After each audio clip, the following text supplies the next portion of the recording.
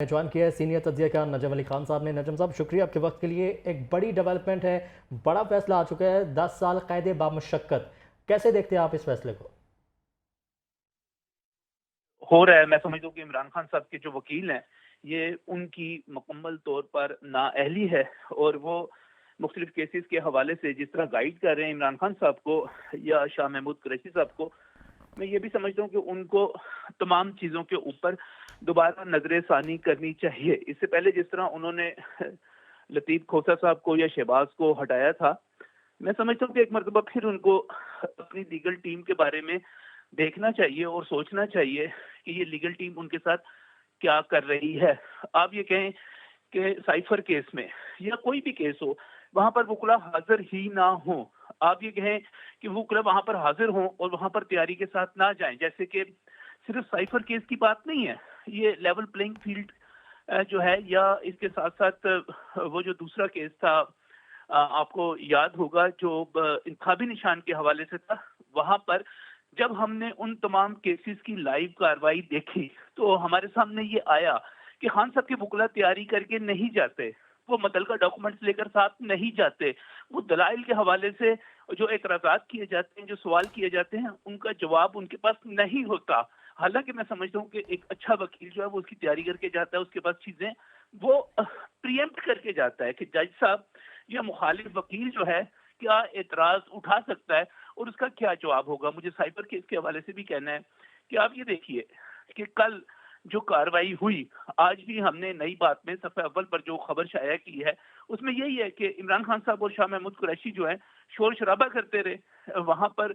बजाय ये कि इसको कानून के मुताबिक आगे चलाया जाता, जो लॉज हैं उनके मुताबिक चला जाता, वो वहां पर जो है इंटरप्शन पैदा करते रहे और उसका नतीजा यही निकलना था कि उनका जरा का हक खत्म हो जाता, कानून के मुताबिक आगे चला जाता। वो चाहते ही नहीं थे। और मुझे माजरत के साथ ये कहना है कि अगर वकला की यही टीम रही और इनके वकला का यही रवैया रहा, यानी कि मज़हका खेज हद तक मैं कहूँ कि इनके एक सोशल मीडिया के वकील हैं, वो हर थोड़े दिन के बाद एक तारीख दे देते हैं कि इमरान खान साहब उस तारीख को बाहर आने वाले हैं, लेकिन प्रैक्टिकली क्या होता है कि हर उस तारीख को खान साहब को एक नई सजा हो जाती है, एक नए मुकदमे में पकड़े जाते हैं। पिछली मरतबा जब तारीख थी तो तब कहा कि वो बाहर आ रहे हैं और उसी वक्त उनको 9 मई के 12 मुकदमात में गिरफ्तार कर लिया गया। अब उन्होंने एक और तारीख दे दी।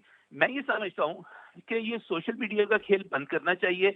ये व्यूज के लिए और आप ये कहें कि उसके जरिए डॉलर कमाने के जरिए या पाकिस्तान तहरीक इंसाफ के कारकुनों को बेवकूफ बनाने के लिए वकला जो कुछ कर रहे हैं, वो इमरान खान को आहिस्ता आहिस्ता इंतहाई खतरनाक इंजाम की तरफ लेकर जा रहे हैं। मैं फिर खबरदार करूंगा पाकिस्तान तहरीक इंसाफ की सियासी क़यादत को कि वो वकला की टीम के बारे में, और खास तौर पे वो वकला जो कि पॉलिटिकल फैसले ले रहे हैं और वहां पर दिफा कर रहे हैं, उन तमाम के बारे में फिर गौर करे। वरना मुझे ये लग रहा है कि आने वाले दिन जो है इमरान खान साहब के लिए, शाह महमूद कुरैशी के लिए और बहुत सारे दीगर लोगों के लिए बहुत मुश्किल हो सकते हैं। मुझे ये भी नजर आ रहा है कि जैसे ही फौजी अदालतों से ये जो केस चल रहे हैं 9 मई वाले, अगर वहां से कुछ फैसले आ गए यास्मीन राशिद साहिबा के हवाले से, महमूद रशीद के हवाले से, एजाज चोई साहब के हवाले से, या किसी भी ऐसे ओहदेदार के हवाले से जो कि बाकायदा तौर पर पाकिस्तान तहरीक इंसाफ का ओहदेदार था और 9 मई में वो मुजरिम साबित हो गया, तो मुझे ये साफ नजर आ रहा है कि उसके बाद रियासत एक कार्रवाई शुरू करेगी कि पाकिस्तान तहरीक इंसाफ को कालेदम जमात करार दे दिया जाए, बिल्कुल उसी तरह जिस तरह बाकी दहशतगर्द तंजीमों को कालेदम करार दिया जाता है। उसके बाद पाकिस्तान तहरीक इंसाफ का ना कोई दफ्तर खोल सकेगा, ना कोई झंडा लगा सकेगा, ना कोई ओहदेदार होगा। इन तमाम चीजों को सीरियसली लें। अहम काना फैसले किए गए, मुराद सईद हों, गंडापुर हों, उन्होंने इमरान खान को मिसगाइड किया और खान साहब की अपनी फितरत ने उसमें बहुत बड़ा किरदार अदा किया। ये तबाहकुन सूरत हाल है। एक बड़ी सियासी जमात जो है वो खत्म होने जा रही है, तबाह होने जा रही है, बर्बाद होने जा रही है, और लोगों ने जो ख्वाब देखे थे वो ख्वाब टूटने जा रहे हैं। तो इस पर पाकिस्तान तहरीक इंसाफ के अब भी जो बचे खुचे लोग हैं उनको बैठना चाहिए और सोचना चाहिए कि हम आगे किस तरह बढ़ सकते हैं और इस मुल्क में सियासत जो है आइन के तहत, कानून के तहत और जमहूरी रवायात के मुताबिक कैसे हो सकती है। जी ठीक है नजम साहब, ये भी बताइएगा कि अभी इलेक्शन जो आने वाला है 8 फरवरी को, इस 8 फरवरी के इंतखाबात वाले दिन पर क्या असरात पड़ेंगे इस फैसले के? क्या जज्बात के वोट हासिल कर पाएगी पीटीआई या आज़ाद हैसियत से जो उनके कारकुनान खड़े हुए हैं अब उम्मीदवार, इसके इम्पैक्ट्स आप देख रहे हैं इस इलेक्शन पर भी? دیکھیں اس میں دو چیزیں ہیں، دو یہاں پر فلسفے بیان کیے جاتے ہیں۔ ایک فلسفہ یہ ہے کہ جناب آپ کا ووٹر غم اور غصے میں نکلے گا، اور جناب جتنا ظلم ہو رہا ہے مبینہ طور پہ اس کا جا کر بدلہ لے گا وہ ووٹ کے ذریعے۔ جبکہ دوسرا اس کا امپیکٹ یہ ہے کہ چونکہ پاکستان تحریک انصاف کوئی پولیٹیکل پارٹی اس طرح نہیں ہے، کوئی نظریہ نہیں ہے، کوئی تحریک نہیں ہے، یہ تو خان صاحب کے فینز ہیں، یہ تو ان کا کلٹ ہے۔ اور جب ان کو یہ نظر آئے گا کہ عمران خان جو ہے اب ہمیں آگے نظر نہیں آ رہے، تو اس کا نتیجہ یہ نکلے گا کہ وہاں پر کوئی بھی امیدوار ہو وہ کہیں گے مائی فٹ، ہم نے کیا لینا ہے ان امیدواروں سے، اگر خان صاحب نہیں ہے تو پھر کچھ بھی نہیں ہے۔ اور اگر خان صاحب کا نہ ہونا جو ہے الیکشن میں، اور یہ صاف نظر آ رہا ہے، اب ایک لمبی قانونی جنگ شروع ہو جائے گی۔ اگر کوئی یہ سمجھتا ہے کہ میاں نواز شریف اپنے مقدمات میں بری ہو گئے تھے، تو اس کو یہ بھی یاد رکھنا پڑے گا کہ میاں نواز شریف جو تھے وہ 9 مئی کے مقدمات یا 9 مئی جیسی چیزوں میں ملوث نہیں تھے۔ اس کو یہ بھی یاد رکھنا پڑے گا کہ میاں نواز شریف اگر آج بری ہوئے ہیں اور آج وہ کہتے ہیں کہ میں سرخرو ہوا ہوں، تو اس کے پیچھے کتنے ہی برس ہیں۔ مجھے نہیں پتا کہ پاکستان تحریک انصاف کے بانی چیئرمین، ان کے باقی جو عہدیدار ہیں، وہ اتنے لمبے برس کی جدوجہد کر سکیں گے یا نہیں کر سکیں گے، کیونکہ یہ جذباتی لوگ ہیں، یہ سیاسی لوگ نہیں ہیں۔ تو آنے والے دنوں میں دونوں چیزیں ہو سکتی ہیں۔ پاکستان تحریک انصاف ممکنہ طور پر انتخابات کا بائیکاٹ بھی کر سکتی ہے، اور اس کے بعد اس کو کالعدم قرار دینے کی جو ساری کی ساری ایک اٹیمپٹ ہے وہ بھی شروع ہو سکتی ہے، اور وہ اپنے منطقی انجام تک پہنچ سکتی ہے۔ یہ جو ہے بہت اس میں کچھ فلاز کی بنیاد پہ، بہرحال جیسے 342 کا بیان تھا شاہ محمود قریشی کا نہیں ریکارڈ ہوا، تو ان کو وہ چاہ سکتے ہیں، ان کے پاس حق حاصل ہے کہ وہ اپیل میں چلے جائیں، اعلیٰ عدالتوں میں چلے جائیں، لیکن یہ ایک لمبی جنگ ہے، ایک لمبی جدوجہد ہے۔ مجھے نہیں پتا کہ عمران خان صاحب اور ان کے ساتھی جو ہیں وہ ایک لمبی جدوجہد کر سکتے ہیں یا نہیں کر سکتے۔ جی ٹھیک ہے نجم صاحب، براڈر اسپیکٹرم میں اگر ہم بات کریں، اوور آل بات کریں، 2018 میں جو سچویشن تھی، جو میاں نواز شریف پر جس طرح سے کیسز بنے تھے، اس کے بعد جو سزائیں ہوئی تھی الیکشن سے چند روز پہلے، حنیف عباسی کی مثال آپ کے سامنے ہے۔ ابھی 2024 6 سال گزر چکے ہیں 2018 کو، 2024 میں بھی صورتحال ملتی جلتی نظر آ رہی ہے، اختلافات سب کے ہو سکتے ہیں، لیکن اگر براڈر اسپیکٹرم میں اگر آپ دیکھیں تو یہ سمجھ سکتے ہیں ہم کہ جو 9 مئی کا سانح ہے وہ ایک الٹیمیٹ چیز بنا ہے اس سارے سینیریو کو مزید پیس اپ کرنے کے لیے۔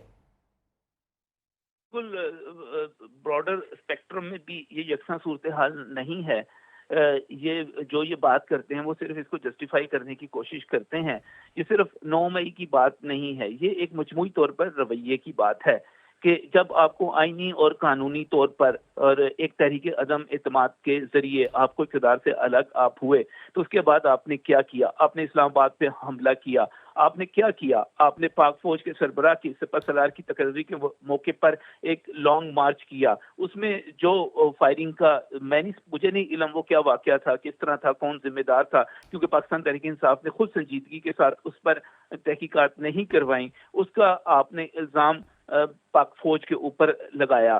آپ نے اس کے بعد 9 مئی کو برپا کیا۔ میں آپ کو واضح طور پہ کہتا ہوں کہ آپ پاکستان کی بات کرتے ہیں، آپ برطانیہ میں یہ کام کر کے دیکھ لیں، آپ امریکہ میں یہ کام کر کے دیکھ لیں، آپ ہندوستان میں یہ کام کر کے دیکھ لیں، آپ چین میں یہ کام کر کے دیکھ لیں کہ آپ پاک فوج کے اس ملک کی فوج کے اوپر اس کے مرکز پر حملہ کر دیں، اور اس کے بعد آپ کے لوگ الیکشن میں حصہ بھی لے رہے ہوں۔ میں اب بھی سمجھتا ہوں کہ پاک فوج نے جو رسپانس دیا وہ ایک میچور رسپانس تھا۔ میں آج بھی یہ سمجھتا ہوں کہ آئین اور قانون کے مطابق چلا گیا، ورنہ اس واقعے کے بعد اس ملک میں ماشاء اللہ بھی لگ سکتا تھا۔ اس واقعے کے بعد جس میں بھارت میں جشن منایا گیا، یہاں پر کوئی انتہائی اقدام بھی ہو سکتا تھا، لیکن یہاں پر آج بھی اعلیٰ عدالتوں سپریم کورٹ کے مطابق، آج بھی ہائی کورٹ سپریم کورٹ کے فیصلوں کو فالو کیا جا رہا ہے۔ سپریم کورٹ آف پاکستان یہ کہتی ہے کہ آپ اس کی کارروائی روک دیں، سماعت روک دیں، روک دی جاتی ہے۔ پھر سپریم کورٹ کا فیصلہ آتا ہے، اس کے بعد دوبارہ سماعت ہوتی ہے۔ یہاں پر ابھی بھی آئین کو فالو کیا جا رہا ہے، قانون کو فالو کیا جا رہا ہے، اعلیٰ عدالتوں کو فالو کیا جا رہا ہے، اور یہ ایک میچور رسپانس ہے۔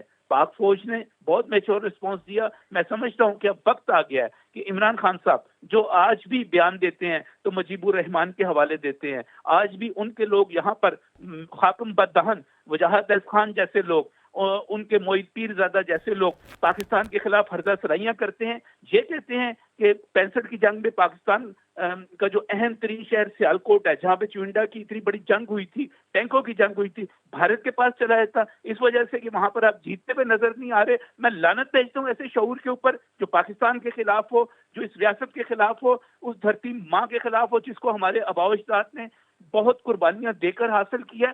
ہمیں یہ شعور نہیں چاہیے، ہمیں یہ آزادی نہیں چاہیے، ہمیں وہ مادر پدر آزادی نہیں چاہیے جو پاکستان کو گالی دیتی ہو، جو دوسروں کو گالی دیتی ہو۔ ہمیں ایک مہذب پاکستان چاہیے، ہمیں ایک ترقی کرتا ہوا پاکستان چاہیے، ہمیں ایک دوسرے کے لیے جیو اور جینے دو والا پاکستان چاہیے۔ میں تو یہی کہوں گا کہ آنے والے دنوں میں جب انتخاب اب الیکشن ہونے جا رہا ہے، مجھے پاکستان تحریک انصاف کہیں پر نظر نہیں آ رہی۔ آج سڑکوں کے اوپر لاہور جیسے شہر میں جس کو وہ سمجھتے تھے کہ یہاں سے ہم نے اپنے پولیٹیکل مہم کا آغاز کیا تھا، اس کی بات کرتے تھے، آج مجھے سڑکوں پر اس کا کوئی جھنڈا نظر نہیں آتا، اس کا کوئی ورکر نظر نہیں آتا۔ کیا کیا انہوں نے؟ ریلیاں نکالنے کے اعلان کے بعد 30 40 50 ورکر تھے لبرٹی کے باہر، وہاں پر سہمے سکڑے کھڑے تھے۔ یہ کس کی غلطی ہے؟ یہ خان صاحب کی غلطی ہے کہ انہوں نے پاکستان تحریک انصاف کو ایک بند گلی میں لا کر، ایک کھائی میں لا کے جا کے کھڑا کر دیا ہے۔ یہ کسی اور کی غلطی نہیں ہے۔ یہ نواز شریف نے ان کو نہیں کہا تھا کہ جاؤ آپ پاک فوج کے خلاف ہرزہ سرائیہ کرو،